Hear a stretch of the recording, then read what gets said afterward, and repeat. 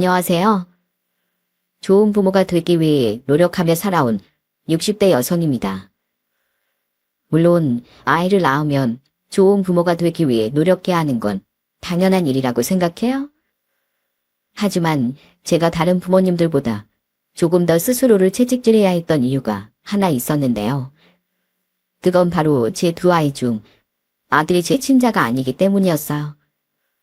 그랬으니 저도 모르게 아이를 차별하진 않을까, 혹은 아이를 너무 오냐오냐 키우진 않을까 하는 등 끝없이 저 자신의 행동을 돌이켜보고 곱씹어보곤 했죠. 아이에게 절대 그 어떤 상처도 주지 않고 정말 잘 키워내고 싶었거든요. 그렇게 이지중지 키웠던 아들의 한 행동에 제가 경악을 했던 일이 있었습니다. 지금 생각해도 눈물이 앞을 가리고 가슴이 미어지는 일이었죠. 너무 착하고 속 깊은 제 아들의 이야기 한번 들어주실래요? 저는 20대 초반의 나이에 결혼을 했습니다. 저보다 3살 많았던 남편에겐 저보다 1살 많은 여동생이 한 명 있었죠. 저는 솔직히 시누이가 싫었습니다. 일찍이 시아버지를 보내고 홀로 두 자식을 키워낸 시어머니를 위해 집안일도 돈벌이도 돕기는커녕 시어머니 돈으로 흥청망청 술만 마시고 다니던 사람이었으니까요. 게다가 자기 오빠의 아내인 저를 나이가 어리다고 무시하며 당연한 듯 시집살이 시키려는 사람이었으니 곱게 보일 수가 없었죠. 그리고 시누인 제가 결혼한 지 2년 뒤 어디서 임신을 해왔더군요. 그 사람이 나 책임진다고 했어. 나 그 사람이랑 결혼해서 이 애 낳고 잘 키울 거야. 시댁은 비상이 걸렸습니다. 시어머니의 다급한 호출에 저와 남편도 한그때 시댁으로 내려갔죠. 그때 시누인 당시 남자친구이던 애 아빠가 자신과 아이를 책임지기로 했다며 의기양양하게 말하더군요. 하지만 시누이의 뱃속 아이가 5개월이 넘어갈 때까지 그놈은 시댁에 인사를 오지 않더라고요. 결국 어느 날 시누인 우리야 시어머니에게 목이 터져라 울며 말했어요. 그 나쁜 자식 계속 인사 오겠다. 자기 가족도 인사시켜주겠다고 하면서 날 기다리게 만들더니 결국 도망갔어. 나 이제 어떡해. 내 인생 완전 망했어. 막상 애를 책임지려니 두려웠는지 그놈은 차일피일 결혼을 미뤘다고 합니다. 그리고 결국 배가 불러오는 시누이를 버리고 도망을 가버린 거예요. 이후 시누인 자기 혼자 애를 어떻게 키우냐며 매일같이 눈물바람이었죠. 그리고 건장한 아들 낳은 뒤 시누인 가족들에게 폭탄 선언을 했어요. 아무리 생각해도 난 절대로 혼자 이 애 못 키워. 그러니까 나 얘 고아원에 갖다 버릴 거야. 얘, 너 그게 무슨 소리야? 애가 멀쩡히 엄마도 가족도 있는데 고아원에 왜 가? 엄마, 그럼 저 혹덩이 때문에 내 인생 말아먹으라고? 난 싫어. 게다가 난 쟤만 보면 나 버리고 간 그 비겁한 자식 생각나서 신경질이 난다고? 그 무책임한 말에 저희 부부와 시어머니는 비함을 하며 시누이를 혼냈습니다. 하지만 시누이는 뜻이 확고했는지 그리 정말 애를 버려 고아원을 알아보고 다녔나 보더라고요. 그리고 어느 날 시어머니는 저와 남편을 집으로 불러 눈물을 흘리며 부탁하셨어요. 세아가, 그리고 성재야, 제발 너희가 저 애 좀 데려다가 키워주면 안 되겠니? 성재야, 그 애가 네 애는 아니지만 그래도 네 혈육이잖니. 네? 아무리 그래도 저희는 아직 애도 없는데 게다가 저한텐 혈육이라지만 집사람한테 따지고 보면 생판 남이잖아요. 저보단 집사람 의견이 더 중요해요, 어머니. 알지, 알어. 세아가, 내가 정말 염치 없는 부탁하는 거 안다. 그런데 경희개가 애를 진짜 내다 버릴 것 같아서 그래. 심지어 애를 얼마나 벌레 보듯 하는지 배고파서 빽빽 우는 애를 보고도 챙기기는커녕 소리만 빽빽 지른다. 저 가해온 것을 적어도 호적에 놓여야 할 거 아니냐. 여러분도 이제 아시겠죠? 그때 그 아이가 바로 지금의 제 아들이랍니다. 하지만 솔직히 제가 처음부터 아들을 제 아이로 받아들인 건 아니었어요. 제 친자도 아닌 아이의 부모가 되겠다고 결심하는 일이 어찌 그리 쉬웠겠나요? 저는 정말 많이 고민했습니다. 그런데 그때 3일간 시댁에 머무는 동안 아이가 자꾸 제 발목을 잡더라고요. 얘 참 희한하다 여보. 당신이나 어머님이 아무리 달래도 안 그치던 울음을 내가 이렇게 안기만 하면 또 끝이네. 게다가 이것 봐. 나만 보면 애가 뭘 안다고 아주 빵긋빵긋 웃어. 아이는 유독 제 품에만 오면 울지도 않고 잠도 잘 들었습니다. 게다가 제가 좋은 건지 저만 보면 아직 이도 나지 않은 입으로 에헤 에헤 하며 웃곤 했죠. 그런 애를 보고 있노라니 저 애가 처음부터 제 아이가 될 팔자를 타고났나 싶더라고요. 그 와중에 신우인 얄밉게도 저에게 이런 말을 해댔습니다. 새언니, 애가 언니 되게 좋아하네요. 엄마의 나보고도 저렇게 안 웃는데 쟨 제 아들이 아니라 딱 언니 아들인 것 같은데 그냥 새언니가 데려다 키워줘요. 오빠 아들은 아니지만 각시 집안 아들을 맞잖아요. 애야 누가 키우든 키우는 사람이 부모지 낳았다고 다 부모는 아니잖아요. 전 새언니 아니면 정말 애 고아원에 갖다 버릴 거예요. 전 제 부모 되기 진심으로 싫거든요. 어쩜 저렇게 사람이 못되고 뻔뻔한가 싶었습니다. 결국 전 그 애를 제 아들로 받아들이기로 했어요. 남편은 그런 제게 자신의 조카를 받아주기로 결심해줘서 진심으로 고맙다고 말해주었죠.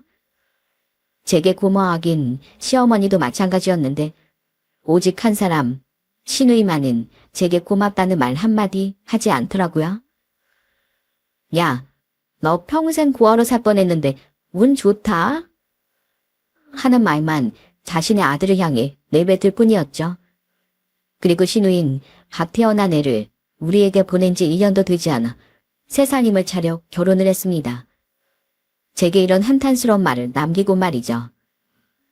새언니, 오빠한테도 신신당부해뒀지만 앞으로 제 남편 될 사람 앞에서 애 관련된 일이 입도 뻥긋하면 안 돼요.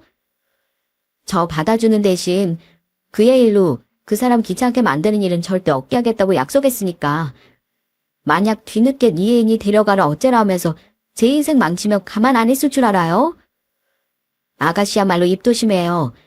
난 우리 아들이 내 친자가 아니라는 거 평생 우리 아들이 알게 할 생각 없으니까. 그리고 아가씨, 제발 부끄러움이라는 거 좀 가지고 사세요. 시누이와 결혼할 사람은 시누이가 술김에 털어놓은 얘기로 저희 아들이 시누이의 친자인 걸 알고 있었습니다. 그래서인지 그 사람은 시누이의 친정인 제 시댁에 거의 오지 않았었어요. 시누이의 친자인 저희 아들과 그 아들을 거둔 우리 부부를 보기 껄끄럽다면서. 때문에 시누인 어쩌다 한 번씩만 자기 혼자 세월이 흐른 후엔 그 사람과의 사이에서 낳은 딸만 데리고 시댁에 오곤 했죠. 넌 누굴 닮아서 눈이 그렇게 째졌니? 하여튼 볼 때마다 참 기분 나쁘게 생겨져 있다니까. 아가씨, 지금 애한테 그게 무슨 말이에요.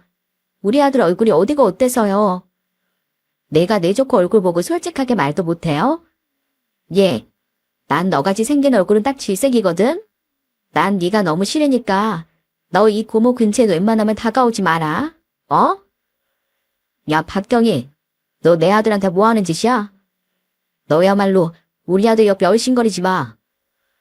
내가 뭘 얼씬거려. 아까부터 여기 앉아 있었는데 제가 옆에 와서 앉은 거구만. 그리고 소리 지르지 마. 우리 귀한 딸 놀래. 신우인 저희 아들이 점점 자신의 친부 얼굴을 닮는 것 같다며 볼 때마다 못마땅한 티를 숨기지 않았습니다. 거기에 그치지 않고 아무것도 모르는 애 가슴에 자꾸만 생채기를 냈죠. 똑같은 자기 자식이건만 자신의 딸은 아들 보란 듯이 애지중지하면서요. 아무런 영문도 모른 채 아들은 자신의 고모를 무서워하고 싫어하게 됐어요. 결국 우린 그런 시누이가 꼴도 보기 싫지도 하고 또 애한테 못된 소리를 할까봐 아예 시누이를 피하게 됐습니다. 명절이든 시어머니 생신이든 우린 시누이가 온다고 하면 시어머니께 양해를 구한 후 집으로 들어와 버렸죠? 애미야, 너 내가 아까 봤는데 네 딸밥엔 네 아들한테보다 맛있는 반찬을 많이 올려주는 것 같더구나. 아무리 애가 네 친아들이 아니어도 네 친자식이랑 차별하면 안 돼. 애가 얼마나 불쌍하니? 제가요? 그게 무슨 말씀이세요? 어머님, 전 혹시 제가 애를 차별할까봐 차라리 아들을 더 챙겼으면 챙겼지. 절대 딸을 더 챙기거나 하지 않아요. 제가 평소에 얼마나 애한테 좋은 엄마가 돼주려고 노력하는데 그렇게 말씀하시면 서운해요. 시어머니는 좋은 분이었지만 가끔 절 서운하게 만드셨습니다. 저와 남편은 아들과 3살 터울인 딸을 낳았었어요. 그런데 분명 그런 적이 없음에도 불구하고 한 번씩 시어머니는 제가 두 아이를 차별하는 듯 말씀하셨죠. 제가 서운하다고 말하면 곧장 사과를 하긴 하셨지만 비슷한 일이 반복되니 저도 억울함이 쌓이더라고요. 난 정말 최선을 다해서 진짜 우리 아들 엄마로서 살고 있는데 어머님 눈에 내 진심이 보이지 않나 봐. 누가 알아주길 바라고 우리 아들 엄마가 된 건 아니지만 가끔은 정말 너무 상처야. 그것도 당신한테는 안 그러고 항상 나한테만 그러시잖아. 미안해 여보. 어머니도 나쁜 마음으로 그러신 건 아닐 거야. 그냥 우리 아들이 어머니껜 너무 아픈 손가락이다 보니까 어머니 자신도 모르게 예민해지신 걸 거야. 당신이 얼마나 좋은 엄마인지 우리 아들 위해서 얼마나 노력해주고 있는진 누구보다 내가 잘 알아. 자신이 괜한 우려로 제게 상처를 줬다는 걸 시어머니 또한 알고 계셨더군요. 시어머니는 제가 결혼한 지 12년 만에 병환으로 세상을 떠나셨습니다. 그리고 돌아가시기 며칠 전 시어머니는 눈물을 흘리며 제 손을 꼭 잡고 이런 말씀을 하셨어요. 내가 참 미안했다 애미야. 네가 얼마나 천사 같은 아이인지 내가 왜 몰랐겠니? 근데 혹시나 하는 마음이라는 게 사람 마음을 참 옹졸하게 만들더라고. 네가 미워서가 아니라 우리 손주가 너무 불쌍해서 튀어나온 내 노파심 때문에 내가 못나게 굴었던 거다. 그동안 많이 미안했고 그럼에도 불구하고 우리 손주를 진심으로 품어줘서 고맙구나. 앞으로도 우리 가여울 손주 잘 부탁한다. 그렇게 시어머니가 돌아가신 후 우린 완전히 시누이와 인연을 끊었습니다. 심지어 시어머니 장례식이 끝난 후 시누이가 내뱉은 말에 의해 말이죠. 이제 엄마도 돌아가셨으니까 앞으로 우리끼린 보지 말고 살죠? 오빠, 사실 오빠랑 나랑 우애가 썩 돈독한 편도 아니었잖아. 난 더 이상 오빠 아들 소식조차 듣고 살고 싶지 않아. 그리고 난 항상 한심한 인간 바라보는 듯한 오빠랑 새언니 시선도 보고 살고 싶지 않고. 그러니까 앞으론 각자 소식 전하지 말고 삽시다들. 네, 우리야말로 파라던 바네요. 부디 2번 다시 우리 앞에, 특히 우리 아들 앞에 나타나지 말아요. 인간으로서 양심이 조금이라도 있으면. 끝까지 죄 없는 우리 아들을 못마땅하게 말하는 시누이에게 저는 악을 썼습니다. 그렇게 우리 인생에서 시누이는 오래도록 퇴장을 하게 됐죠. 그런 못된 시누이와 다르게 저희 아들은 참 착한 아이였어요. 물론 그런 아들 또한 어릴 적엔 철없이 까불거리던 시절이 있긴 했습니다. 어머니, 저 배고파요. 우리 아들 왔어? 엄마가 뭐 해줄까? 어머, 너 옷이 그게 뭐야? 완전 흑투성이잖아. 너 그 옷 입고 나가겠다고 떼써서 아빠 엄마랑 약속했지? 오늘만은 절대로 흙 묻혀오지 않겠다고. 그거 주말에 이모 결혼식 가서 입어야 한다고 엄마가 몇 번을 말했어. 근데 그 비싼 옷을 이렇게 더럽히면 어떡해. 아들은 옷을 입고 나가기만 하면 죄다 더럽히거나 찢어먹고 오던 개구쟁이였습니다. 동네 친구들 사이에선 대장 노릇까지 하던 골목대장이기도 했죠. 처음엔 저도 조심스러운 마음에 아들을 혼내지 않으려고 했어요. 하지만 매일같이 옷을 더럽히고 찢어먹는 것도 모자라 놀다가 넘어져서 턱 찢어져 무릎 깨져 한 번은 높은 그네에서 뛰어내리다 뇌진탕까지 올 뻔했던 아들을 보니 저도 모르게 호랑이 같은 엄마가 돼 있더라고요. 그렇게 아들에게 화를 내고 나면 제가 나쁜 엄마가 된 것 같아 울었던 날도 참 많았습니다. 여보, 내가 우리 아들을 정말 소중하게 생각하지 않는 걸까? 근데 다른 집 엄마들도 보면 하나처럼 애들을 혼내기도 하고 야단도 쳐. 근데 난 자꾸 우리 아들한테 죄책감이 들어. 난 정말 우리 아들 사랑하는데. 당신은 자꾸 자신에 대한 굴레를 씌우고 있어. 그러지 마. 당신은 누가 뭐래도 우리 아들 엄마고, 당신이 애를 혼내든 혼내지 않든 간에 당신이 애를 사랑한다는 사실은 누구보다 내가 잘 알고 있어. 아들에 대한 당신의 사랑을 당신 자신부터 믿어줘야지. 그런 절 다독이고 스스로를 믿을 수 있게 해준 사람은 제 남편이었습니다. 남편은 그렇게 부드러우면서도 듬직한 사람이었어요. 남편은 항상 가정의 중심을 지키며 가족을 사랑하던 좋은 가장이었죠. 그런 남편 덕분에 저는 점차 엄마로서의 자신감을 얻어갔습니다. 그리고 아들은 국민학교 고학년이 되며 어느 날부터 철이 들었는지 얌전해지기 시작했어요. 사고 뭉치긴 했어도 공부는 잘했던 아들은 그 뒤론 밖에 나가서 놀기보단 책 읽기와 공부에 더더욱 집중을 하더라고요. 아들, 왜 요새 밖에 나가서 친구들이랑 안 놀아? 그동안에 어머니 속 많이 썩였으니까 이제부턴 공부 열심히 해서 훌륭한 사람 되려고요. 저 이제 어린애 아니에요. 벌써 중학생이에요. 훌륭한 사람? 예, 중학생이라고 해봤자 엄마 눈엔 아직 어린애로 보이는데 우리 아들 기특하네. 근데 훌륭한 사람 돼서 뭐하게? 어머니랑 아버지 호강시켜드리라고요. 어쩜 이렇게 철이 빨리 들었는지 기특하긴 했지만 한편으론 아쉽기도 했습니다. 마냥 해맑던 아이의 풋풋한 모습이 너무 빨리 사라진 것 같아서요. 게다가 아들은 철이 들기 전에도 후에도 자신의 여동생을 끔찍이 아끼던 좋은 오빠기도 했어요. 한 번은 아들이 중학교 2학년 때 당시 시장에서 돼지곱창 가게를 운영하던 전 기절 초풍할 뻔한 전화를 받았습니다. 엄마, 오빠가 많이 다쳤어. 내가 차가 오는지 모르고 신호등 없는 횡단보도를 막 건넜는데 오빠가 날 구해줬어. 전화를 받고 저는 불이 나게 응급실로 달려갔습니다. 당시 일하던 공장에 주말 출근을 해 있던 남편도 뒤늦게 달려와 아들을 찾았죠?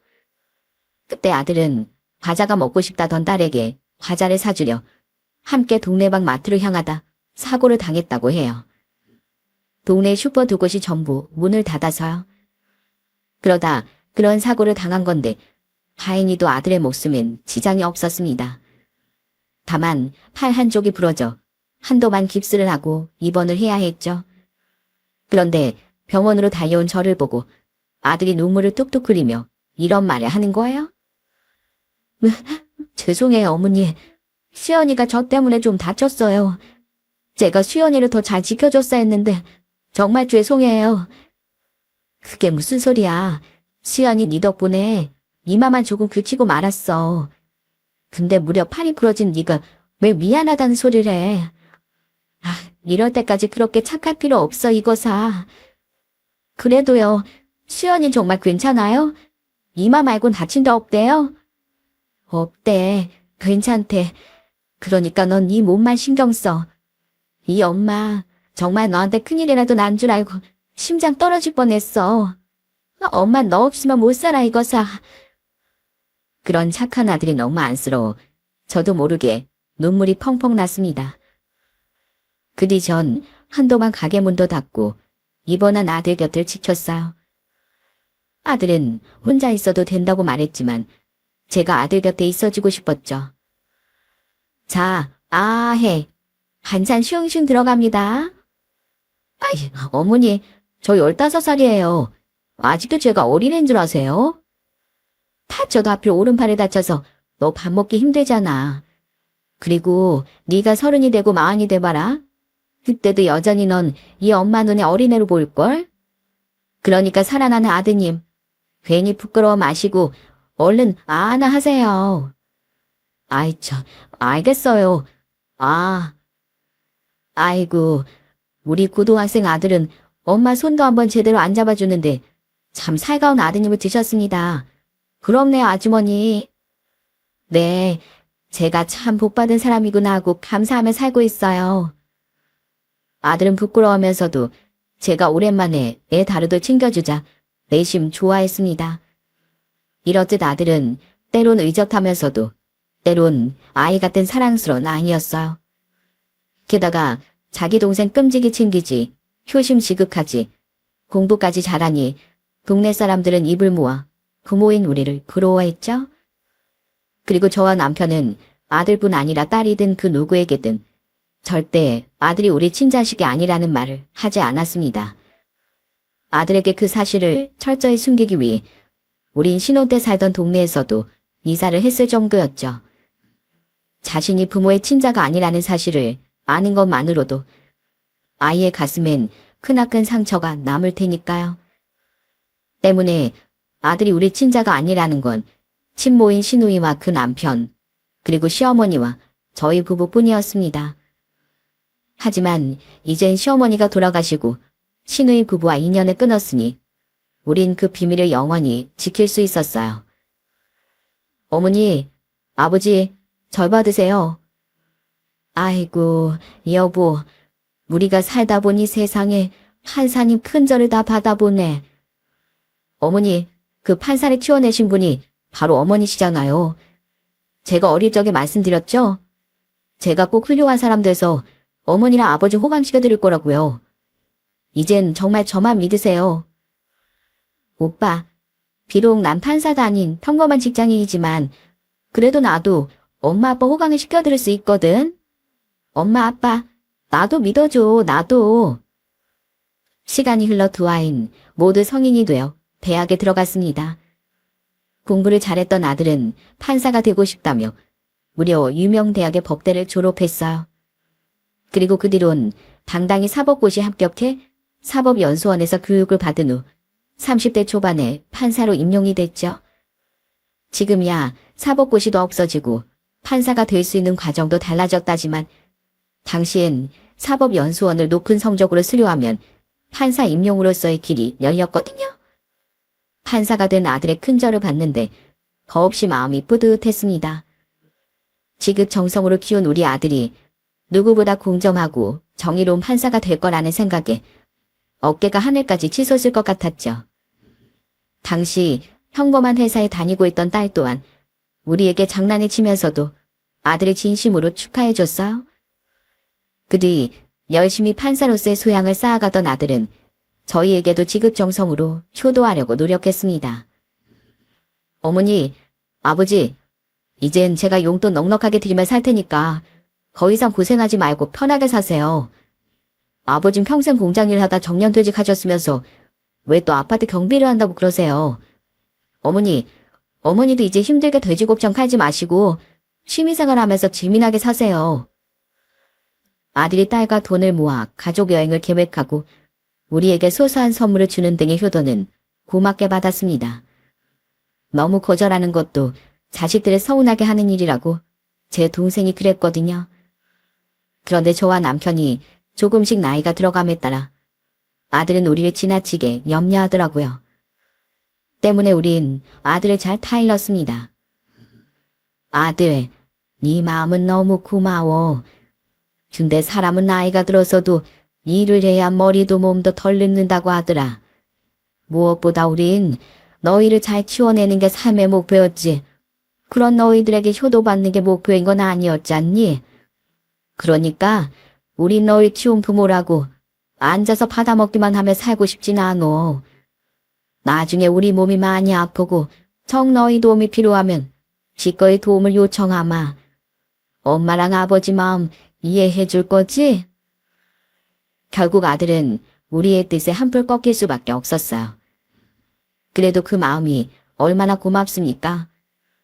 자신도 힘들게 공부해서 벌게 된 그 돈을 부모인 우리에게 효도하는데 대부분을 쓰려고 하는 효심이요.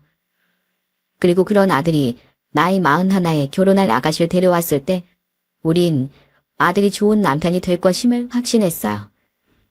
아들은 누구보다 가족을 사랑할 줄 아는 아이였으니까요. 그리고 변호사였던 예비 며느리는 아들을 닮아 참 착하고 똑똑한 아이였죠. 사실 제가 그렇게 돈을 잘 버는 변호사는 아니에요. 변호사로 번 돈 중 절반은 사회적 약자들을 위해 기부하고 있거든요. 그리고 쉬는 날엔 어려운 사람들을 위한 법적 봉사활동을 다니고 있고요. 그리고 그 봉사활동을 하다가 오빠를 만난 거예요. 봉사를 하다 신부감을 만났다니 참 아들다운 이야기라고 생각했습니다.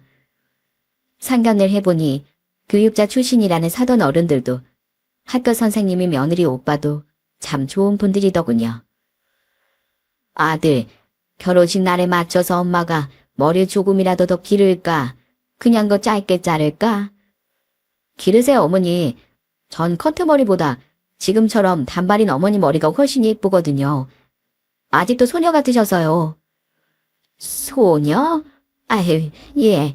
너니 창인 장모님 되실 분들 앞에선 그런 소리 하지 마라. 우린 하루하루 다가오는 아들의 결혼식을 즐거운 마음으로 기다렸습니다. 그런데 어느 주말 우리의 그 즐거움을 방해한 큰 방해꾼이 나타나고 말았어요. 이 주말에 올 사람이 없는데 누구지? 엄마, 아빠? 혹시 집에 누구 오기로 했어? 아니, 없는데. 인터폰으로 보니까 웬 아줌마인데? 누구세요?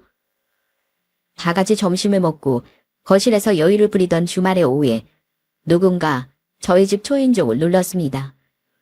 그리고 현관문을 열러 나간 딸의 목소리 뒤로 들려오는 말에 남편과 저는 얼어붙고 말았어요. 누구시죠?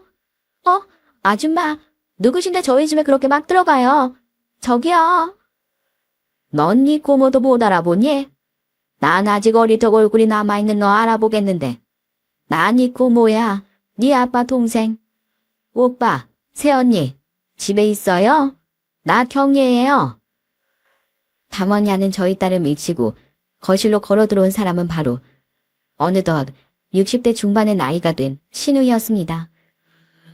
30년 만에 처음 봤지만 얼굴에 덕지덕지 붙어있던 심술과 표독스러운 눈매만은 여전하더라고요. 대체 스스로 우리에게 인연을 끊자고 말했던 사람이 이제 와서 여길 왜 왔나 싶더라고요. 남편과 전 무서운 표정으로 자리에서 일어섰어요. 정희 너 이제 와서 여기 왜 찾아왔어? 우리가 이사하고 번호도 바꾼 지 오래됐는데 여기 너 어떻게 알았어? 요즘엔 돈 좀 지어주면 사람 찾는 건 일도 아니던데 뭘. 그리고 오랜만에 본 동생을 안 반겨도 너무 안 반겨주는 거 아니야? 새언니, 언니도 여전하네요. 잘 지냈어요? 그건 아가씨가 알 바 아니잖아요. 여긴 대체 왜 오신 거예요? 왜긴요? 내 아들 보러 왔죠. 내 배 아파서 낳은 내 아들이요. 대체 우리 아들 어디 있어요? 정말 경악을 했습니다. 신우이는 저희 아들의 이름을 부르며 자신이 아들의 친모라고 마구 소리치더라고요. 거의 아들이 태어나자마자 우리 품에 버린 뒤 그렇게 자기 아들을 싫어했던 사람이 말이에요. 남편은 마침 화장실에 가 있던 아들이 들을까봐 황급히 신우의 입을 틀어막았어요. 딸은 이게 대체 무슨 소리인가 싶어 입을 떡 벌리고 그 상황을 바라보고 있었죠. 하지만 때는 이미 늦었던 모양입니다. 화장실에서 나오던 아들이 손에 있는 물기를 털며 신우이에게 이렇게 말을 했거든요. 고모? 지금 제가 고모 아들이라고 말씀하신 거예요? 저와 남편이 과거 신우이를 피해 다녔기에 어렸던 딸은 신우이의 얼굴을 알아보지 못했던 것 같습니다. 하지만 딸보다 3살이 더 많던 아들은 자신을 그렇게 구박하던 신우이의 얼굴을 한 번에 알아보더라고요. 그리곤 황당하다는 말투로 저런 말을 묻는데 당황한 전 신우이를 집 밖으로 밀쳐내려고 했어요? 당장 나가요. 왜 이제 와서 잘 살고 있는 우리 집을 흔들어 놓으려고 해요? 나가요 당장. 아이 밀지 좀 마요 좀. 내 아들이 날 부르고 있잖아요. 아들, 그래 고모야. 그리고 내가 사실 널 낳아준 친엄마야. 엄마가 널 얼마나 보고 싶어 했는지 알아? 사실 이 엄마가 내 오빠랑 지금 네 엄마한테 널 맡겼던 건 사정이 있었어. 하지만 마음속으론 항상 널 조카가 아닌 아들이라고 부르고 싶어 했단다. 네 할머니가 돌아가신 후론 비록 인연이 잠시 끊겼었지만 엄만 30년 동안 널 보고 싶어 하지 않은 날이 없었어. 한 번만 안아보자, 우리 아들. 신우이는 눈물을 뚝뚝 흘리며 힘으로 저를 밀어내버렸습니다. 그리고 멀뚱멀뚱 서 있던 아들에게 달려가 그 품에 말아 안기더라고요. 마음 같아선 네가 우리 아들을 버렸으면서 어디서 뻔뻔한 짓이야 하고 소리치고 싶었어요. 하지만 자신이 여태 입양아인지도 몰랐었던 아들이 그 말을 들으면 너무나 큰 상처를 받을 것 같아 저도 남편도 발만 동동 구르며 그 상황을 바라봤죠. 그 사이 신우인 여전히 흐느끼는 소리를 내며 아들에게 매달렸어요. 아들, 너 어릴 적엔 널 위해서 엄마가 더 너한테 모지게 굴었던 거야. 나한테 정을 때야 지금의 네 부모에게 네가 정을 더 붙일 것 같아서. 하지만 너에게 함부로 굴던 내 마음은 너무나도 찢어졌단다. 네 고모 할머니한테 들었는데 너 지금 가정법원 판사라며? 엄마가 공부를 안 했어서 그렇지 사실 머리가 무지 좋았거든. 네 그 좋은 머리는 하이 엄마가 물려준 거야. 아들, 엄마가 꼭 참고 살려고 했는데 네가 보고 싶어서 더는 못 참겠더라. 그러니까 이제라도 이 엄마랑 연락하면서 지내면 안 될까? 너 이번에 결혼도 한다며. 그 혼주석에 엄마가 좀 앉으면 안 돼? 아가씨, 지금 감히 우리 아들 혼주석에 앉겠다는 말을 하는 거예요? 아가씨가 무슨 자격으로요? 제가 왜 자격이 없어요? 저 넣으면 우리 아들 엄마인데. 그동안 내 아들 잘 키워준 건 고마워요, 새언니. 근데 저도 제 아들 사실은 많이 사랑하고 보고 싶어 하면서 살았어요. 그러니까 여태 실컷 우리 아들 끼고 산 새언니가 이제라도 저한테 엄마 자리 좀 양보해 주세요. 그토록 이기적이고 못됐던 신우이가 갑자기 판사를 운운하자 이제 와서 아들을 찾아온 불순한 의도가 보이는 것 같았습니다. 신우인 뒤늦게 아들이 판사가 됐다는 걸 알고 자식덕을 보려고 찾아온 것 같더라고요. 때문에 전 우선 신우이를 집 밖으로 쫓아낸 뒤 아들에게 모든 걸 설명해줘야겠다고 생각했어요. 하지만 제가 신우이를 쫓아내려 하기도 전에 아들이 놀라운 행동을 하지 않겠어요?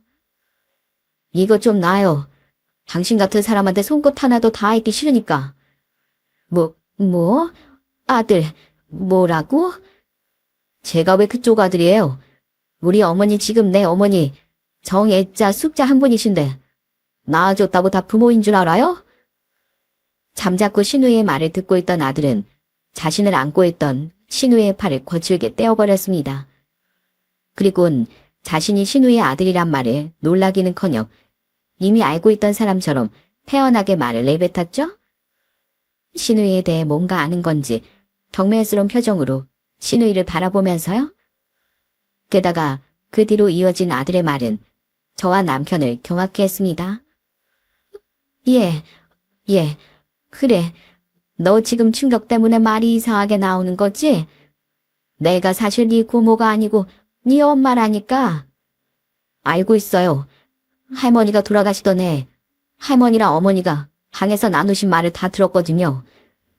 당신이 내 친부에게서 버림받고 날 고아원에 버리려던 걸 제 어머니랑 아버지가 걷어주신 거라고요. 그 뒤로도 친부를 닮은 제가 꼴도 보기 싫다고 당신이 그렇게 절 구박했다는 것도요. 게다가 아무리 어렸어도 저 사람이 날 진짜 싫어하는 건지 아닌진 저도 다 느낄 수 있었는데 어디서 그런 말도 안 되는 거짓말을 해요? 전 고모가 우리 가족 앞에서 사라지는 그 순간까지 늘 고모가 너무 믿고 싫었어요. 고모 같은 사람이 제 친엄마라는 게요. 너 그동안 네가 우리 친아들이 아니라는 사실을 다 알고 있었다고? 정말이야? 근데 왜 엄마랑 아버지한테 말을 안 했어? 죄송해요, 어머니. 근데 그땐 제가 들었다는 거 들키면 뭔가 큰일 날 것 같아서 그냥 눈 꼭 감고 자는 척 했었어요. 그 뒤로도 누구한테 말은 못하고 혼자 끙끙 앓았었는데요. 그래도 어머니가 제 어머니라는 사실, 그리고 어머니랑 아버지가 절 많이 사랑한다는 사실엔 변함이 없다는 거 깨달아서 그저 제 가슴에만 묻고 살았어요. 그러니까 저 이제 와서 제가 보고 싶었다. 사실은 절 사랑했다는 고모 거짓말에 안 속아 넘어가요. 아들은 과거 시어머니가 돌아가시기 전 많이 아프던 시절 자주 시댁에 갔던 시기에 저와 시어머니의 대화를 듣게 된 겁니다. 저와 남편은 그것도 모르고 아들이 여태 아무것도 모르고 자란 줄 알았던 거예요. 순간 머릿속에 파노라마처럼 과거의 기억이 펼쳐졌어요. 생각해보니 아들이 말썽을 그만두고 철이 들었던 나이 11살은 시어머니가 돌아가셨던 해 나이더군요. 그 이후로 갑자기 부모님께 효도하겠다며 공부를 하던 아들의 모습, 자신이 더 크게 다쳤으면서도 동생 걱정을 하며 죄송해하던 아들의 모습이 줄줄이 떠올랐죠. 으아, 너 설마 그 사실 알고 지가 죽었었니? 혹시 우리가 수연이보다 널 덜 소중하게 생각할까봐 그래서 움츠러들었었어? 그리고 친자식 아닌 널 우리가 키워줬다는 생각에 그렇게 효도를 하고 싶어 했던 거야? 그렇기도 하고 또 아니기도 해요. 솔직히 어릴 적엔 당연히 두 분이 저보다 수연이를 더 사랑할 거라고 생각했어요. 그래서 더 과하게 수연이를 챙기기도 했고 두 분께 버림받을까봐 착한 아이가 되려고도 했어요. 근데도 철이 들다 보니까 두 분은 저를 양아들이 아닌 정말 친아들로 생각하고 사랑하고 계신다는 걸 확실히 깨달을 수 있었어요. 그래서 그 뒤론 두 분의 아들로서 당당히 살아왔지만 두 분께 너무 감사해서 더 효도를 하고 싶었던 건 맞아요. 지금 사람 앞에 두고 뭐하는 짓들이야? 아주 눈물 나는 모자사이다. 어? 야, 그래. 나 솔직히 너 같은 거 꼴도 보기 싫어서 버렸어. 그리고 평생 안 보고 살려고 한 것도 맞아. 근데 오랜만에 내 고모한테 연락해보니까 네가 판사가 됐다고 하지 않니? 나 3년 전에 이혼당하고 지금은 완전 개털이야. 그러니까 이제 네가 나 좀 책임져줘라. 애초에 넌 나 아니면 태어나지도 못했을 거잖아. 그러니까 나 아주 눈에 갚아야지. 그동안 아들이 그 큰 괴로움을 혼자 안고 버텨왔다는 사실에 억장이 무너졌습니다. 때문에 저는 아주 잠시 동안 신우의 존재를 잊고 있었어요. 하지만 표독스럽게 외친 신우의 목소리에 다시금 신우의 존재를 되새겼죠. 저는 그런 신우에게 달려가 세차게 뺨을 내려쳐버렸어요. 이게 말이면 단 줄 알아? 야, 내가 내 남편 생각해서 아가씨 해주니까 내가 웃어 보이냐? 감히 엄마인 내 앞에서 내 아들한테 까불어? 이혼당하고 지금 개털이라고. 넌 가진 게 잠시나마 있기라도 했지. 내 아들은 태어나자마자 가진 거 하나 없이 피덩이 몸으로 버려질 뻔했어. 근데 감히 엄마로서의 자격 자체를 버려버린 네가 내 아들한테 낳아준 값을 요구해? 웃기지 마. 나 당장 여기서 너 곤죽을 해버리고 싶은 거 그나마 내 아들 낳아준 인간이라서 참는 거야. 그러니까 당장 우리 집에서 사라져. 2번 다시 내 아들 앞에 나타나지 말라고. 어머니, 이런 사람은 그런 겉방은 3마리 피만큼도 안 통해요. 이보세요, 고모. 아니, 아줌마. 날 가슴으로 낳고 길러준 내 어머니 아버지한테 평생 은혜 갖고 살게 해도 부족해요. 내가 아줌마한테 갚을 은혜 같은 건 없단 소리예요. 알아들어요? 뭐? 너 내가 법원이라도 찾아가서 망신시켜줄까? 가정법원 판사라는 사람이 자기를 낳아준 엄마 버렸다고 하면 세상이 뭐라고 할 것 같아? 해보세요. 당신 말대로 난 판사예요. 그것도 가정법원 판사요. 누구보다 법을 잘 아는 사람으로서 말해줄까요?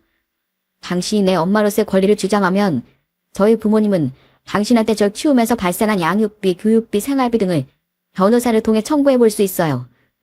게다가 저희 부모님은 부모로서의 책임을 다하지 않은 당신에 대해 5성권 주장이 부당한 법적 대응을 할 수도 있고요. 더 나아가선 당신한테 정신적 피해에 대한 보상까지 요구할 수도 있죠. 어디 제대로 한번 맞붙어 보실래요? 양육비? 피해 보상?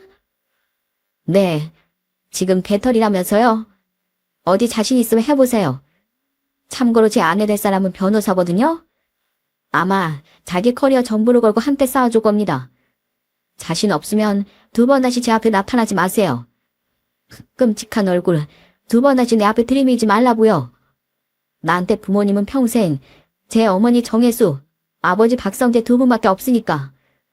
자, 셋셉니다. 하나, 둘, 셋. 간다, 가. 결국 신우는 아들이 으름장에 꼬리를 말고 도망가 버렸습니다. 저처럼 신우이에 대한 분노와 아들에 대한 안타까움을 동시에 느끼고 있던 남편은 그런 신우이의 뒤에 대고 굵은 소금을 뿌려버렸죠. 너 같은 게 내 동생이라는 게 정말 부끄럽다. 2번 다시 너 외신도 하지 마. 그렇게 신우인 쫓아냈지만 집안의 분위기는 여전히 무거웠습니다. 아들과 저희 부부는 꽁꽁 숨겨왔고 딸은 까맣게 몰랐던 진실이 수면 위로 드러나 버렸으니까요. 그동안 혼자 힘들어했을 아들을 생각하니 너무 가슴 아팠는지 남편은 아들을 끌어안고 눈물을 흘리더군요. 저 또한 아들에게 다가가 남편과 함께 아들을 안고 연신 등을 쓰다듬었죠. 미안하다 아들아. 우린 네가 다 알고 있는지도 모르고 홀로 힘들어했을 네 마음을 보듬어주지도 못했어. 아니에요 어머니. 그리고 어머니 아버지 너무 마음 아파하지 마세요. 잠시 힘들어했던 시간이 있긴 하지만 전 여전히 2분 아들로서 너무 행복하게 자랐어요. 앞으로도 그럴 거고요. 그동안 속으로만 생각해봤지 한 번도 입 밖으로 못 꺼냈던 말 오늘에서야 말씀드릴 수 있게 됐네요. 어머니, 아버지, 친자식도 아닌 절 누구보다 사랑으로 길러주셔서 진심으로 감사드립니다. 사랑해요. 야, 그래. 우리야말로 그 힘든 시간을 이겨내고 이렇게 바른 아들로 자라줘서 고맙구나. 우리도 사랑한다. 오빠, 비록 내가 친동생은 아니지만 그래도 나도 진정한 동생이지? 나도 껴줘. 나도 사랑해 오빠. 나도 사랑합니다 엄마 아빠. 아들의 오랫동안 가슴에 담아뒀다는 그 말에 저와 남편은 울음을 터뜨렸습니다. 그리고 그런 우리 사이를 비집고 저희 딸이 들어와 분위기를 풀더라고요. 하지만 딸도 많이 놀랐는지 딸은 아들만큼이나 눈물이 범벅된 얼굴로 오빠인 아들을 껴안고 있었습니다. 그렇게 우리 가족은 너무 아프고 무거운 진실을 사랑과 눈물로 녹여낼 수 있었죠. 그리고 그날 저녁 남편의 신우이에게 아들 소식을 전해줬다던 고모님께 오랜만에 전화를 드려 정함을 물었어요. 이미 나이가 80대 후반이 되어가던 고모님은 미안한데 말씀하셨죠. 미안하다. 난 그냥 형이 걔가 정신 차리길 바라는 마음에 했던 말인데 그 애가 못된 마음을 품고 거길 찾아갈 줄은 몰랐구나. 사실 나도 걔랑 연락을 자주 하고 산 건 아니야. 이번에도 거의 15년 만에 연락이 왔었으니까. 그리고 그때까지만 해도 걔 너희 아들 소식은 듣고 싶지도 않다면서 너희 집 소식은 나한테 묻지도 않았었어. 근데 이번에 왜 갑자기 저희 아들 소식을 물은 거래요? 돈이 필요해서지. 걔가 이번에 나한테 연락한 것도 하늘근 나한테 돈을 빌려고 그랬던 거야. 걔가 3년 전에 이혼했는데 살면서 그렇게 걔가 바람을 피웠었대. 그래서 결국 걔 남편도 딸도 형이 걔한테 학을 떼고 완전히 인연을 끊어버린 게야. 근데 이혼당하고서도 정신 못 차리고 남자들을 그렇게 만나고 다녔나 봐. 근데 마지막엔 얼굴만 반반한 제비한테 걸려서 살던 집 전세금까지 다 빼준 거지. 그래서 나한테 전세금이라도 빌려달라고 전화했다가 내가 안 된다고 하니까 은근슬쩍 너희 아들 소식을 물은 거야. 대부분의 재산을 날리고 월세집에 살고 있었다던 신우인. 자기 손으론 일할 생각도 않고 고모님께 돈을 빌리려고 했던 겁니다. 하지만 고모님은 돈도 없거니와 있어도 여전히 한심한 인생을 살던 신우에겐 돈을 빌려줄 생각이 없다고 하셨다네요. 그리고 그때 은근슬쩍 저희 아들에 대해 묻던 신우에게 잔뜩 노해서 이렇게 소리치셨다고 해요. 성재네 아들? 아주 잘 먹고 잘 산다더라. 기특하게도 가정법원 판사인지 뭔지도 해서 이번에 결혼도 안 돼.